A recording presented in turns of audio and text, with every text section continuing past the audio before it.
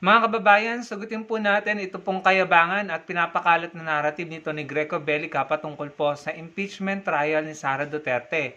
So ito na naman po sila, proud at mayabang na or tila pinapakita nila sa taong bayan na sila po ay nananalo. So pakinggan po natin at ating pong sagutin. Ano ba nangyari sa impeachment? Habang tumatagal, lalo natin nakikita na wala naman palang matinong kaso na naihanda laban kay VP Sara. Palpak ang mga ebidensya, palpak ang kaso, palpak din ang mga witnesses.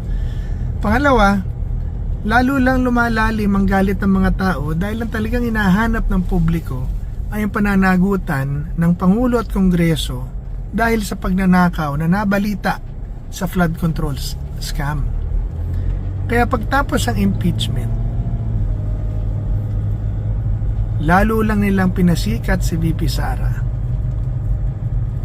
at ang Pangulo at Kongreso ang babalikan naman ng tao at palalayasin.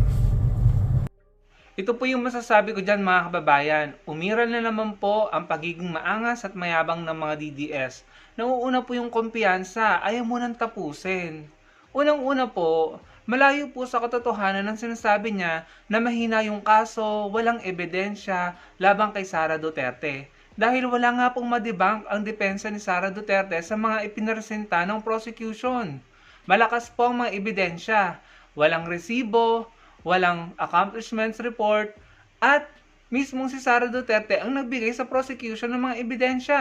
Yung kanyang pag-amin sa bribery, yung kanyang pagbabanta sa Pangulo, lahat yon may video. So anong sinasabi ni Greco Bellica na walang ebidensya or mahinang ebidensya?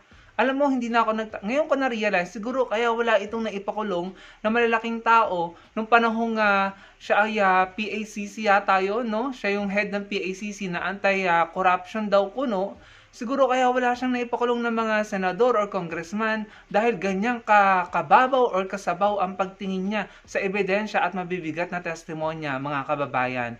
Kung matatandaan niyo po, sa kanya din nanggaling na nung panahon ni Duterte, 50% ng pondo ng DPWH ay napupunta sa korupsyon.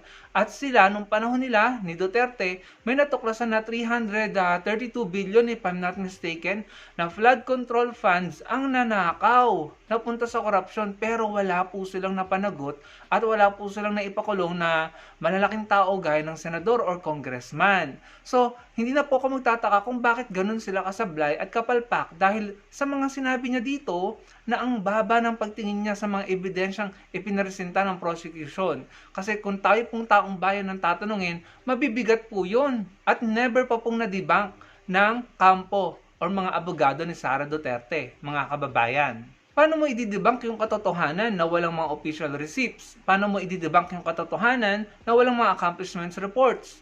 Paano mo i-debunk yung katotohanan na si Sara Duterte ay gumamit ng certification from AFP pero hindi naman siya nagbigay ng 50 million sa AFP? Paano i-debunk yung katotohanan na si Sara Duterte ay sumuway or nilabag ang Joint Circular 2015-01 na imbis na si Acosta at si Paharda na mga SDO ang pag-disburse ng daang-daang milyong pera ay ibinigay ito sa ibang tao kay La Chica. Paano mo i-debunk yun? Ay violation yun ng batas. Hindi po ba mga kababayan?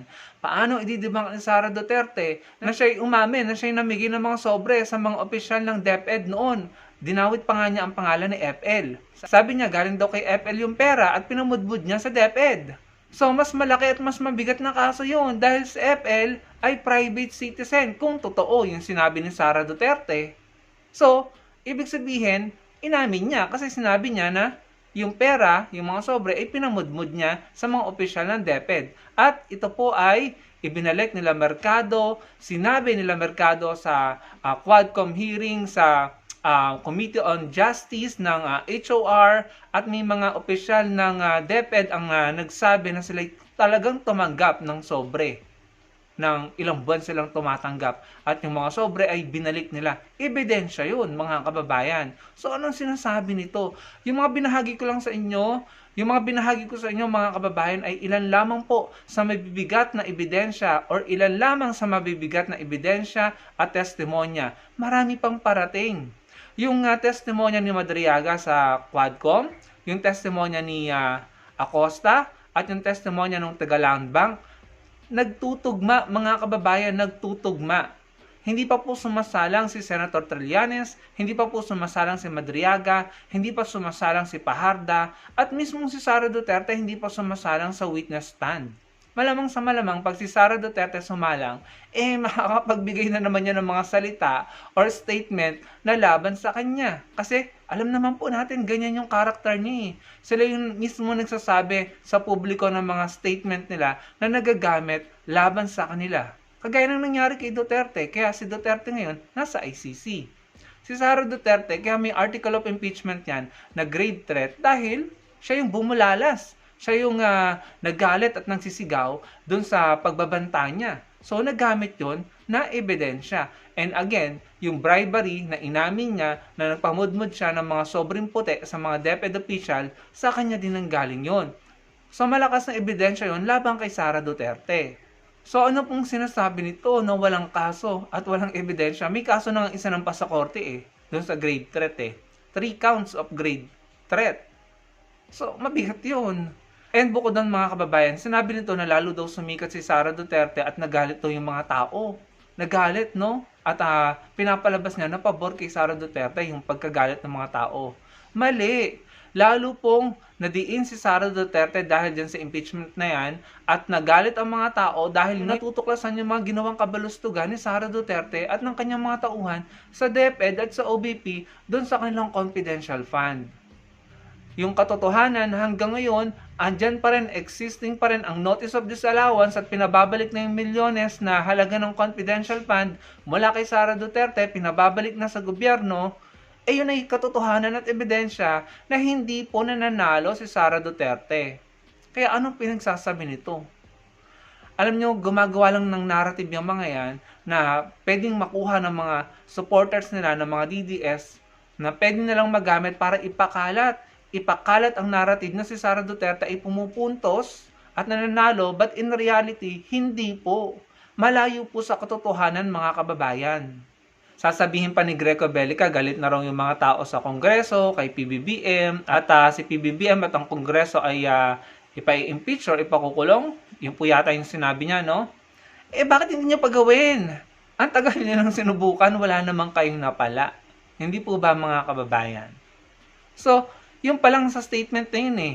Ipakukulong ang Kongreso, si PBBM, yung po ay malayo sa katotohanan kasi kung meron talaga kayo matitibay na kaso at valid na mga dahilan para ipakulong si PBBM at ang Kongreso, di sana matagal na kayo nagtagumpay.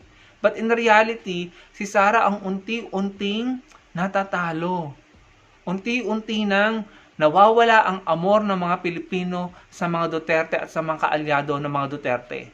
Yung katotohanan na si Bato de la Rosa ay nagtatago, si Marcoleta ay nakakulong, si Jingoy Estrada ay nakakulong, si Ligarda ay hanggang ngayon nakalib pa rin, na nakakapaghinala na tayo, kaduda-duda na at napakatagal lang nakalib, si Cayetano ay lagi ring absent, no? Si Kibuloy ay nakakulong, si Duterte ay nakakulong, si Mans Carpio at si Pulong Duterte ay may kaso, no?